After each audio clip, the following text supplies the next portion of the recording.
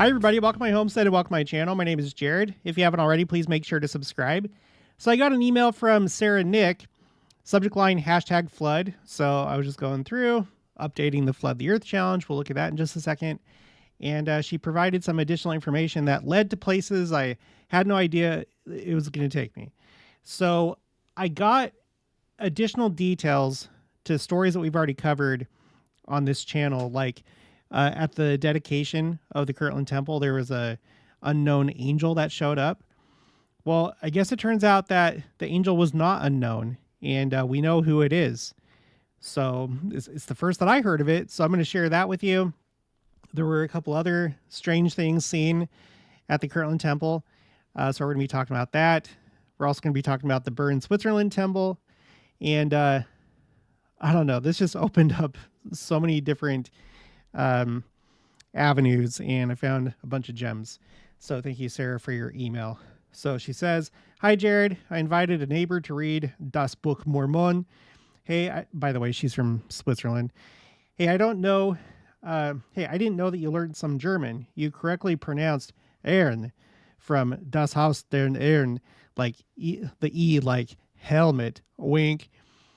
I might translate the old German text from the talk of President David O. McKay sometimes, since Google Translator couldn't do it, smiley face."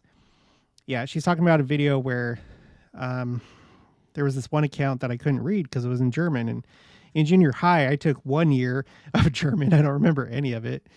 But anyway, continuing. Right. The Bern, Switzerland Temple was originally constructed with a single 250-seat auditorium-style ordinance room equipped with motion picture presentation of the endowment. I'd love to have seen it. My father liked the huge room. 1990-1992, following an extensive remodeling project that completely updated the interior and added additional endowment and ceiling rooms. Did you know that the priesthood assembly room of the Salt Lake Temple was temporarily converted to a production studio? It's the same room where over 60 years earlier, Wilford Woodruff dedicated the building. And I think I did know that. Well, I think I knew both of these things. So remember, the assembly rooms, just like the Kirtland Temple that we're about to talk about, it's like this unique feature in, well, not really unique, but it's only found in a few temples. Started with the Kirtland Temple. We've talked about the pulpits and how the pulpits are patterned after Adam's altar, and they represent the different grades of priesthood. And so anyway, the Salt Lake Temple has an assembly room. Some of the older temples do, the Pioneer era temples, and newer temples don't. But they're a really neat feature of some of these temples, knowing that connection to Adam in Adam on Diamond with his altar. Okay, so anyway, continuing. After a full year was required under the lead of Gordon B. Hinckley to produce the film in English, followed by new cast and translations for 7 additional languages. You know, I may have heard this. I don't know if it's since I started this channel, but I did wonder at some point where they filmed the presentations for the endowment. I figured it was some studio or some place that they temporarily dedicated as like a temple space, but I did not know that it was in the Salt Lake Temple. I don't know if the newer ones were. There's been a few different iterations, but yeah, the assembly room, that's appropriate because, like I just said, those pulpits in the Salt Lake Temple, Nauvoo Temple, Kirtland Temple, Washington, D.C. Temple, they represent Adam's altar where he was cast out. That's where he went. He went to Adam on Diamond, built that altar. So I guess it's only appropriate that it would be filmed in a room that kind of symbolizes Adam on Diamond. So that's really neat. Let's see, continuing.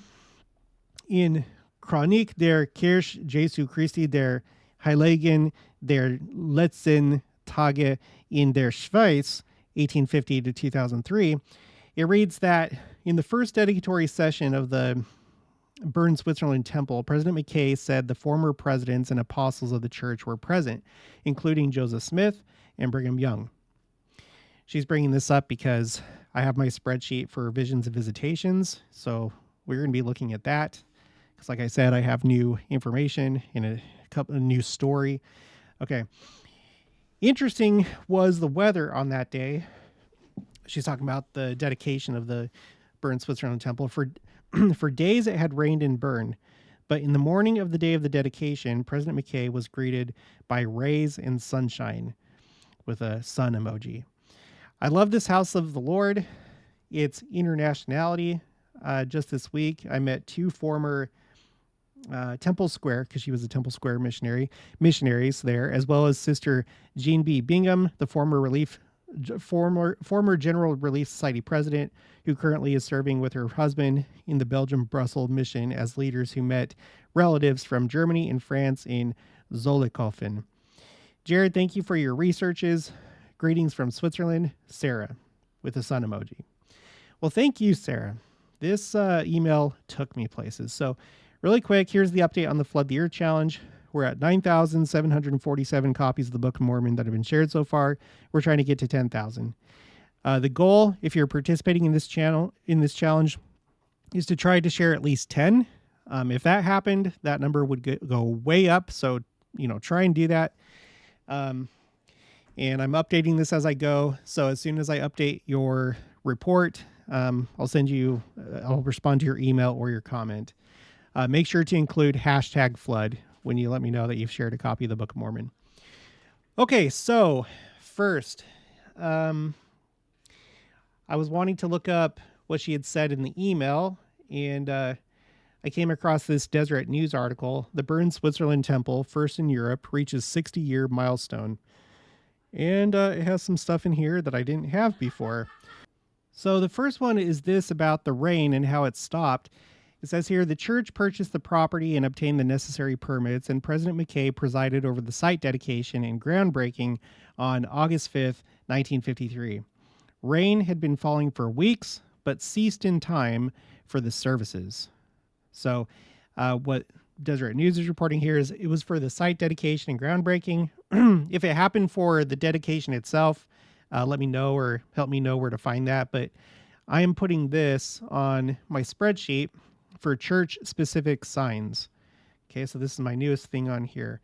It's a timeline of what I feel like are signs that are specific to the church. And this is not the first time that we've seen rain stop for a dedication or for some event. So we have this one in Switzerland, and then the Independence Visitor Center in Independence, Missouri, which we know is going to be turned into a temple in the future. It was designed to the specifications revealed to Joseph Smith for the temples of the 24 temple complex for the New Jerusalem. So right now it's being used as a visitor center. But on the day that it was dedicated, there was rain, but then and there was also thunder and lightning, but it stopped until the services were complete. And then after that, the rains continued. Okay, that was back in 1971. We have this temporary sunshine and calm during the dedication of the Palmyra, New York temple. And I've done videos about how significant this temple was and is. Okay, so we have that. So that's 3. We have these 2. So that brings us to 5. These are both with President Nelson. The first one, he's going to Seattle's Safeco Field, met with 50,000 members of the church, and the rain stopped. And he mentioned the fact that the rains had been delayed by faith. And then this happened again the next year, this time in Samoa. And he says, yesterday's visit with the saints in Samoa was a blessing and evidence of their great faith. The forecast promised rain, but just after the opening hymn, the rain ceased. It was remarkable, even as if their faith turned off the rain. It's a quote from President Nelson. So it's 5. And then I think this is the last one. Here we have 6. This is August 7th of all days, 2022. As President Russell M. Nelson concluded the prayer dedicating the site of the future Ephraim, Utah temple, rain began to fall. So once he concluded, that's when the rain started to fall. So I don't know. I'm sure there's so many other stories like that, but the ones that have to do with rain, I have highlighted in this blue color. So it's pretty incredible. So I got that now. And then there's this section 4, unseen audience. And it says, President McKay, who celebrated his 82nd birthday in Bern prior to the dedication, welcomed those present as well as those, quote unquote, unseen, Hawkins wrote. Quote, I welcome also an unseen, but I believe a real audience among whom are former presidents and apostles of the church, headed by the prophet Joseph Smith, President McKay said. So I did not have this quote, but we have already covered this story. And then there's another quote right here. This article says, according to President Hinckley's biography, actually you find it right here. This is the improvement era, December 1955. Okay. It's under a section called General Conference section, an expression of gratitude by President David O. McKay. So as far as I can tell, this is the primary source for this. When the time came to welcome the hundreds who crowded the rooms at the first session, it seemed proper to express also a welcome to an unseen, but seemingly real audience, among whom were possibly former presidents and apostles of the church, probably headed by the prophet Joseph Smith, to whom was revealed the essential ordinances of baptism for those who died without having heard the gospel. Also his nephew, President Joseph F. Smith, who prophesied 49 years ago in the city of Bern that, quote, temples would be built in diverse countries of the world, end quote. Among them, too, I thought surely might be numbered Elder Stainer Richards, who was president of the British mission at the time those two temple sites in Europe were chosen. With these distinguished leaders, we thought, too, there might have been departed loved ones whom we could not see, but whose presence we felt. At any rate, we all agreed that the veil between those who participated in those exercises and loved ones who have gone before seemed very thin. Okay, so this is new. So I have it here on my spreadsheet. Okay, what's interesting is that you have this dedication of the Bern, Switzerland temple, and then just a year later, you have the dedication of the Los Angeles, California temple, in which a member of the church named Lorraine Cravens had a vision of God the Father and Jesus Christ and many prophets. So you had these two events like essentially right in a row, one in 1955 and then the other one in 1956, both involving David O. McKay, who dedicated these two temples. But with this one, let me just read a little bit more just as a quick reminder. Zoom in. Okay, so this is from the David O. McKay Diaries on the University of Virginia website. He says a little bit more here. I'm not going to read the whole thing, but he says, the spirit of this opening dedicatory service appealed to our spiritual nature so intensively that it seemed that an unseen audience had joined in the most historical and momentous occasion. Indeed, I was deeply impressed that former presidents of the church and father and mother were with us listening in. And I'm assuming he's talking about his own father and mother. I'm not sure. You'll remember if we go back to the Improvement Era article, it says, we all agreed that the veil between those who participated in those exercises and loved ones. So he just says generically loved ones, but in his diary, he specifies mother and father. He doesn't capitalize it, so I don't think he's talking about our heavenly parents, although who knows, I'm sure they were at least witnessing it, if not there. But I think he's referring to his parents. Many of the audience were moved to tears. The order and reverent attitude of the audience was perfect. Okay, here's the new one that we read from the Deseret News article. And then here's the one from the Improvement Era. And then the first time I came across this was this account in Saints, Volume 3. So, all right, so we have that. Okay, now, in this Deseret News article, it mentioned this person, Hawkins, and I wanted to see if I could get any more information by looking him up or books that he had written. This is Chad S. Hawkins, and this book is called Holy Places, True Stories of Faith and Miracles from Latter-day Temples. And I was just kind of like looking through here, and this happened to catch my eye. This chapter is called "The House Was Guarded, Kirtland Temple." So, as always, I wanted to see exactly where this came from for myself and find the primary source. What we're going to be looking at is a couple of accounts from Truman O. Angell. Truman O. Angell was the architect of the Salt Lake Temple as well as the St. George Temple. He was Brigham Young's brother-in-law. So this is who we're hearing from in what I'm about to read. Okay. And by the way, for just interesting information that I've collected about the Kirtland Temple, I have that on my quotes A through Z spreadsheet, currently on row 251 for Kirtland Temple.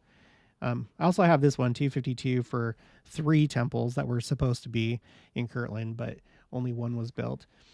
So you can find it here, but you can also find it on what we're about to read on my Visions and Visitations spreadsheet. Okay, so for this, we go to the Church History Catalog. This is Truman O. Angell Biography, 1884. It's not very long. You can see right here, it's just 26 pages. We're not going to read all that. But initially, I was just like looking for the one thing. I was just looking for this story about the temple being guarded. But I found 3 things here that I wasn't expecting. So this was a treat. So we'll just do it in the order in which it appears in his autobiography. Okay, so about this time, start here. I here desire to mention a few more items in connection with the temple.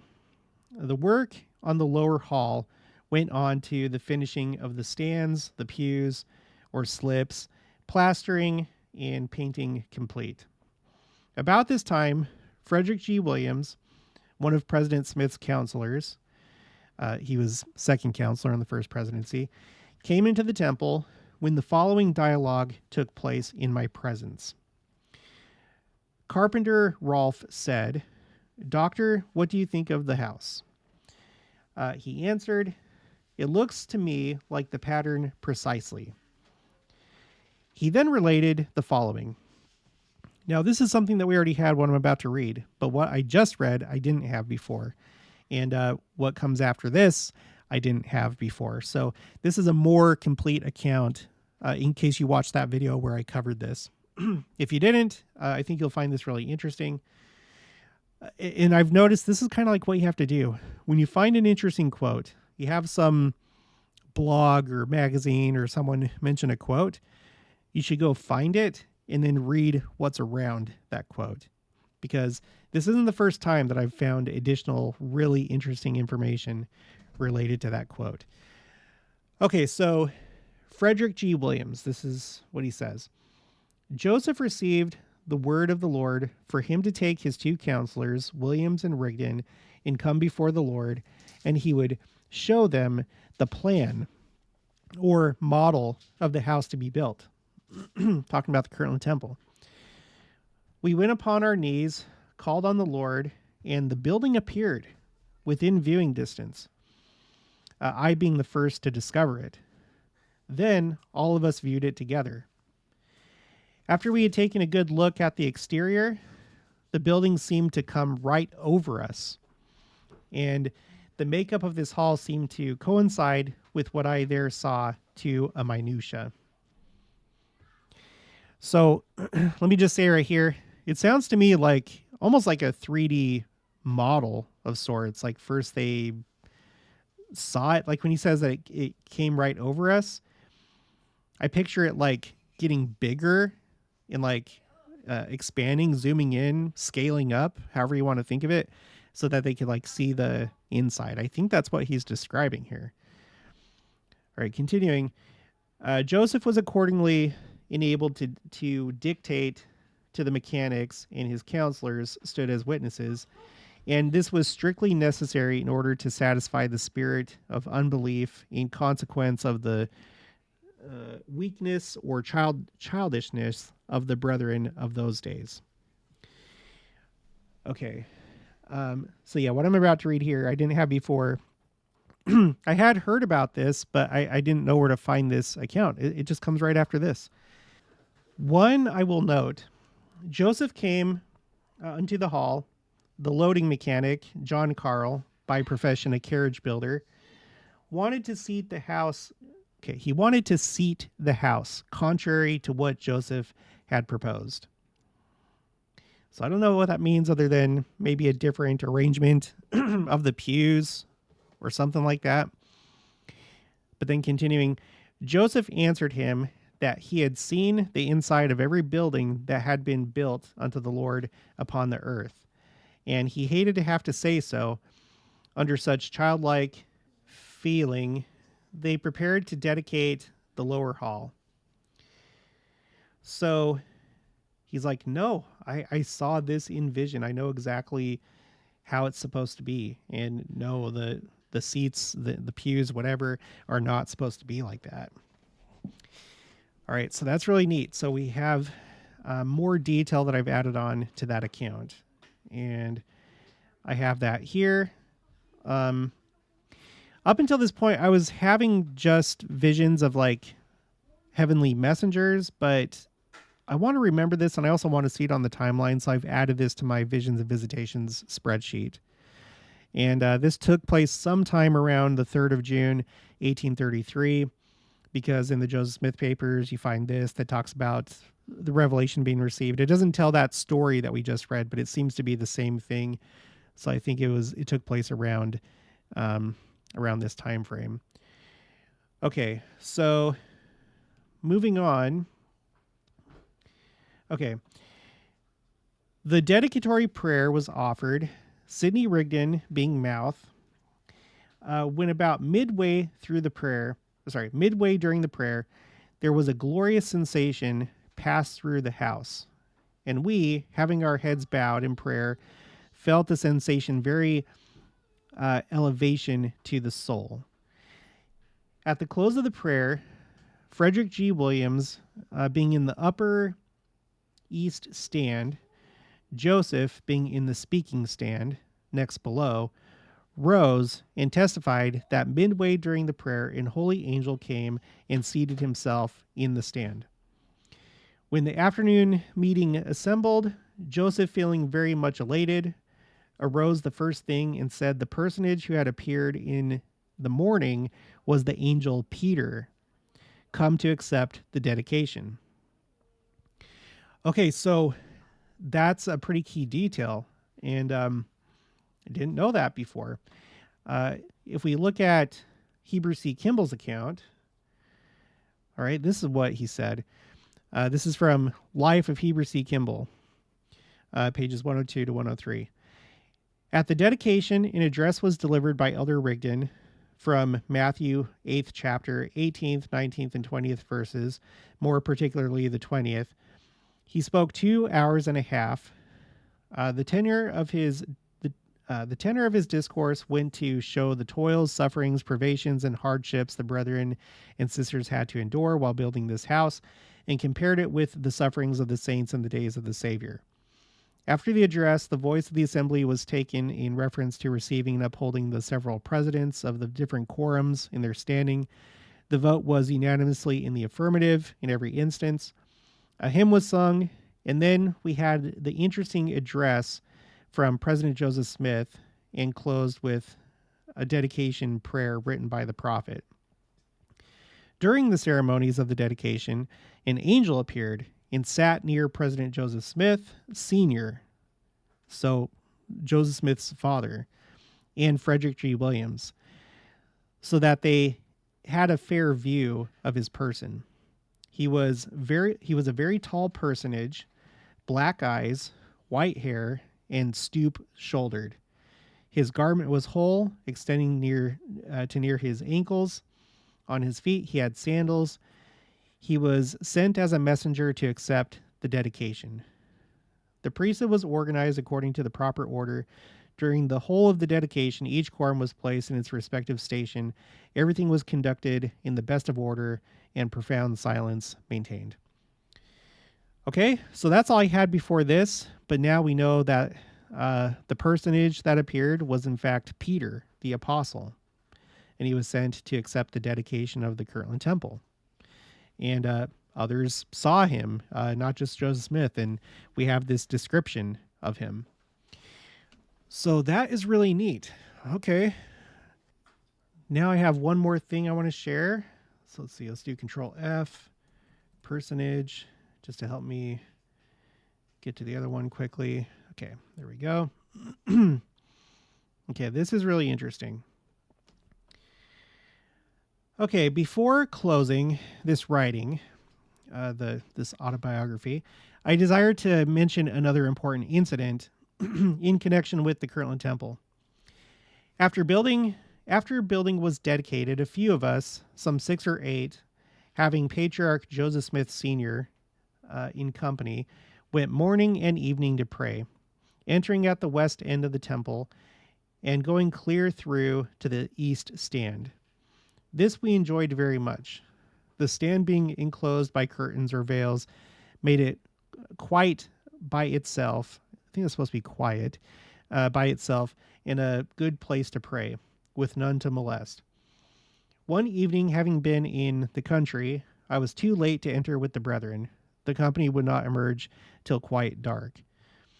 I tried the door and knew they were at prayer. I felt out of place and went to my house, but soon came out and met Brother Brigham Young out a little inquiring for Oliver Cowdery. I said I had not seen him.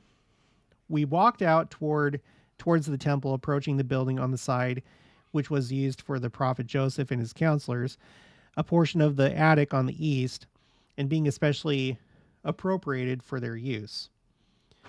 Okay, let's go down. In the said attic, and right over the stand where the brethren were praying in the hall below, were 2 windows in the gable end. Now, just really quick, I think he has the directions mixed up because, as far as I know, there's just the one, like the 2 doors on the front of the temple, none in the back. But so let's look at the temple really quick. So I have this 360 of it, right? You do have this door down here, so I don't know if that's what he's referring to, or I don't know if this is like a later addition. Maybe if you know, you can put it in the comments below. But east would be that way, west would be that way, okay? And then here's the front of the temple, and he said that he was talking about the gable windows, okay? I had to look up what a gable is. I don't know. I'm not an architect. I don't care about these things. So a gable, as it turns out, is like this triangular wall underneath the roof, right? This is the gable. And so as you can see, there's one gable window in the front of the temple. And thank goodness, when I went to Kirtland for the Eclipse, when we got there that morning, I did a quick live stream. I should have done it sideways. I'm going to start doing my live stream sideways. But I got a view of the back of the temple, and on the back gable, you do have these 2 windows, and this is on the west side. So I think this is what he's referring to. And you can see you have these windows in the bottom, and right behind these windows would be the pulpits for the Melchizedek priesthood. So let's see. Let me close out of this. Let me find a picture of that so you can picture it. Here we go. Let's just look at this one. So this would be the Melchizedek priesthood, and then there's those windows on the back, those ones that are like in the center. So like right above this, like there's the 2 halls. They basically look the same. There's some different craftsmanship between the 2, but they're the same. And so like right above this would be like if I remember right from the tour, it was essentially Joseph Smith's office. Would have been directly above this. And I have this video that I took inside when we were taking the tour. This is on the 3rd level. So on the 1st level, you have 1 hall. Then you have an upper hall. You have like a lower court, upper court. And then on the 3rd level, you have like these little rooms right here.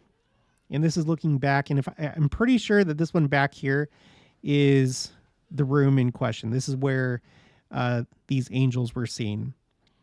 You can see one of the windows right here. And if we go back to my live stream, I think we're looking at one of these two windows. Specifically, I think we're looking at this one right here. So this is what you should picture, I think, as we're reading this. And then, like I said, below, here's like the first set of pulpits in the upper court, and then the lower set of pulpits in the lower court. And on this side, both of them are for the Melchizedek priesthood. Okay, so let's get back to this. In the said attic, or third floor, and right over the stand where the brethren were praying in the hall below, were two windows in the gable end to help give light to his compartment or room. The windows being 12 or 14 feet apart and unusually high from the floor, being nearly 4 feet to the bottom of the lower sash. When about 10 rods distant, we looked up and saw two personages, one before each window, leaving and approaching each other like guards do. This continued until quite dark.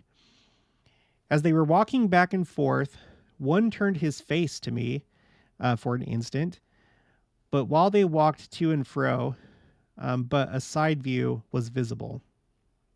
I have no doubt, but the house was guarded, as I have no other way to account for it. And that's it. So, I mean, there's just so many things that we're seeing in the Kirtland Temple. It's so crazy. Let's go and look at this. At the very bottom of my spreadsheet, I have my tally of vision and dream and visitation accounts by decade. And, well, I've just added a new one to the 30s, the 1830s.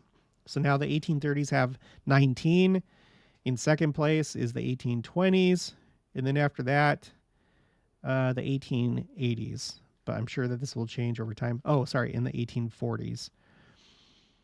But I just keep finding these different accounts that I wasn't expecting to find this today. It just happened to be because of Sarah's email and then finding this Deseret News article, which led me to the author of this book, Chad S. Hawkins, Holy Places, True Stories of Faith and Miracles from Latter-day Temples. And then I just happened to see this. So how many more times is this going to happen? I don't know. But I suspect that there's a bunch more that are out there. So I encourage you to send it to me if you know of any. I invite you to look at the spreadsheet and see what I already have. Maybe there's stuff here that you haven't seen my video yet. You may have missed it, and you can just read it here. So it's just, I don't know. It's amazing to me. I wish I could have been with them when that happened. I wish I could have seen all these different things, but the next best thing is compiling this spreadsheet and also visiting these church sites. And that's something that I would encourage you to do. Go to as many as you can, because there's a special spirit that you feel there. And it's like nothing else. This trip to Kirtland was huge for me. It was huge. It's still on my mind, the way that I felt and just the entirety of the experience.